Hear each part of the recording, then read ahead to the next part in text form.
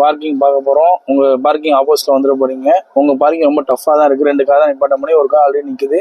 Ramp, அந்த பக்கம் fridge, இந்த பக்கம் பீமு, இந்த பக்கம் ஃப்ரண்ட்டில் 2 கார் நிற்குது. நம்ம ஆல்ரெடி பார்த்தோமா இதை மாதிரி ரேம்ப்பு ரொம்ப க்ளோஸுக்கான ஏரியாலாம் ஒரே அட்டம் நிப்பாட்ட முடியாது. நம்ம என்ன பண்ணுவோம், பார்க்கிங் ஏதாவது 2 எல்லோ கோட் இருக்கும் இல்லையா, நம்ம லெஃப்ட் ரைட் இருக்கும்ல, நம்ம அந்த ஃபர்ஸ்ட் எல்லோ கோட் மீட்டர் வரைக்கும் நல்லா கிட்ட க்ளோஸாக போயிட்டு காரை வெளியவே ஸ்ட்ரைட் பண்ணணும். அதாவது லெஃப்ட்டில் க்ளோஸாக போயிட்டு வெளியவே ஸ்ட்ரைட் பண்ணிட்டு ஒரே அட்டம்ல மேலே ஏற்றலாம். இது ரேம்ப் கொஞ்சம் பெரிய ரேம்பாக தான் இருக்குது, கொஞ்சம் ஸ்கிப் ஆகும். இது நீங்கள் என்ன பண்ணலாம், ஒன்று பிரேக்கில் கால்ட்டு ஆக்சில் கொடுத்து ஸ்மூத் ஆக்சில் கொடுத்துட்டே அந்த ரேஞ்ச் டிஸ்டன்ஸ்லேயே ஒரே அட்டம்லேயே ஏற்றி கொண்டு போய் ஒரே ஷாட்டில். இல்லை அப்படின்னா நடுவில் உங்களுக்கு டவுட் ஆச்சுன்னா பிரேக் பிடிச்சிட்டு பிரேக்கில் கால் இருக்கும்போது வண்டி கண்டிப்பாக பேண்டி தான் வரும். இந்த காரில் வந்து இன்டோர் டிஸ்டன்ஸ் கிடையாது, வெளியே பேண்டி இழுக்குது. பேண்டி வந்ததுக்கப்புறம் லைட்டாக ஒரு செகண்ட் வர விட்டு ஆக்சில் கொடுத்து போகலாம். இல்லைனா லெஃப்ட் காலில் பிரேக்கை பிடிச்சிட்டு ஆக்சில் கொடுத்து பண்ணலாம். அது பண்ணக்கூடாது, இந்த சுச்சுவேஷனில் பண்ணலாம், தப்பு இல்லை.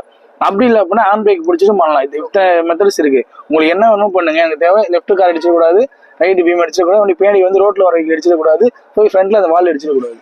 அதான் உங்க டாஸ்க். பண்ணுங்க. ரெடியா? போலாம்.